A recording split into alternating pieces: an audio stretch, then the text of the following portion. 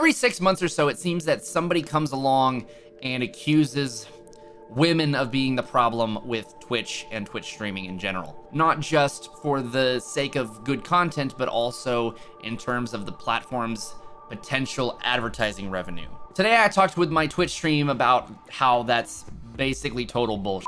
Here's the talk. Problem as it's presented is that some of the content that's becoming popular or is starting to get on the front page of Twitch or starting to take up the just chatting category is hot tub streams, is what they're becoming colloquially known as. Streamers like Amaranth have been champions of this kind of content for quite some time, but it seems like it's starting to become a trend that is gaining the concern of some people in the Twitch space. For example, I saw a tweet just today.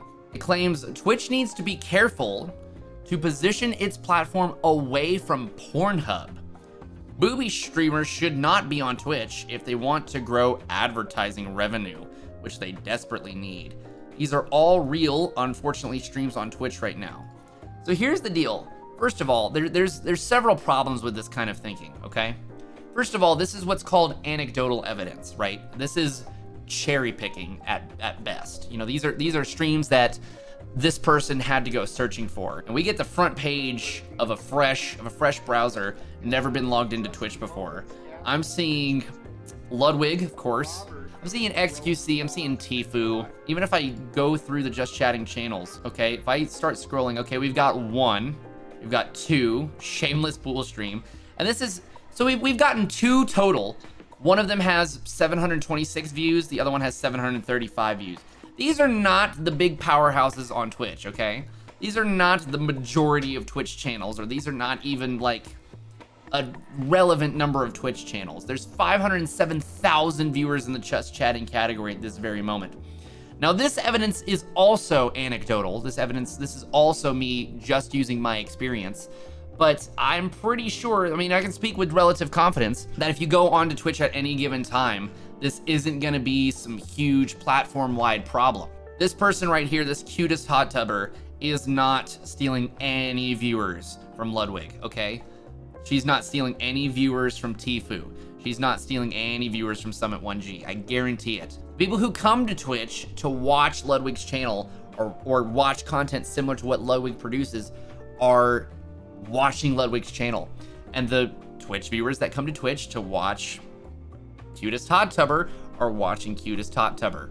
Another issue is that people think that this kind of content being on Twitch is going to somehow be alienating for like children on the platform. The minimum age you can be to make a Twitch account is already 13, and I don't think children are really recommended to watch Twitch without parents' supervision. As long as the content is staying PG-13 in nature, it shouldn't be a huge deal. As well, there is the option, and I see all of these, selling sex streamers doing this. You can set your stream to be for mature audiences only. I do think it's the parents' responsibility to keep up with what kind of Twitch streams their kids are watching if they're under the age of 18. The other concern there is with advertising. The argument is, and we saw it in this tweet, the argument is having this kind of adult content on Twitch is going to affect advertising revenue. Now, let me just say that people have been streaming The Witcher 3, which has full-on sex scenes, for years. People have been streaming Grand Theft Auto 5, which has a nudist colony, for years. People have been streaming Rust, which has your characters running around the nude, for years. And nobody said, hey, we can't be having this content, it's gonna be bad for advertising. It wasn't until women started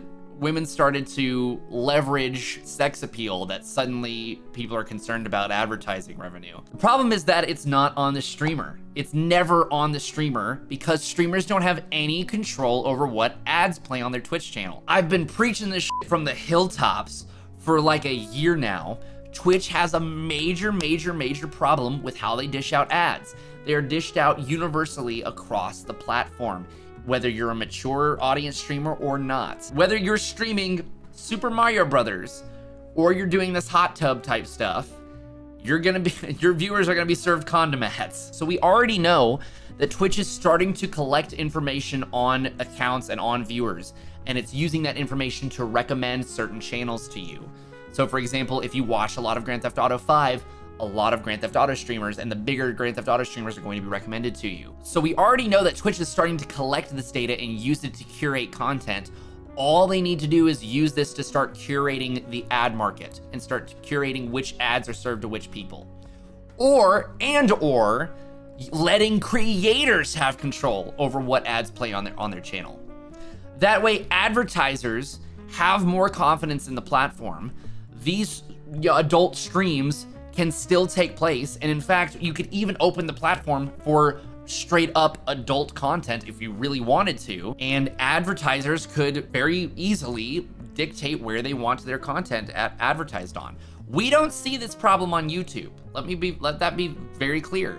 You go to YouTube, you can find sex-related content on YouTube very, very, very easily. And not all of it is demonetized. And it isn't an issue because they curate their ads and the content is curated to the viewer. The TLDR is, it's Twitch's fault. It's always Twitch's fault. Am I right? And lastly, this kind of argument is rooted in this idea that this kind of content is taking away from the rest of what Twitch is about. Somehow, they're stealing viewers, they're taking the easy route. A lot of people claim that it's easier to be a woman on Twitch. You make more money and you make money more easily. You see a streamer and you see that they have, assets, and one says, well, I'm not getting views and they are. And I'm not, instead of thinking critically about what they're doing differently than me, I'm gonna blame it on the fact that they're leveraging sex appeal. Amaranth, for example, the biggest streamer by hours watched when it comes to women, is one of these streamers who leverages sex appeal. She's also one of the hardest working streamers on the platform. If Twitch were a meritocracy, Amaranth would deserve the place that she's at. She is streaming like 10 hours a day average sometimes, 7 days a week, and all of it is high effort, extremely engaging content with and she keeps up with chat. Being the biggest female streamer on Twitch, she keeps up with chat engagement.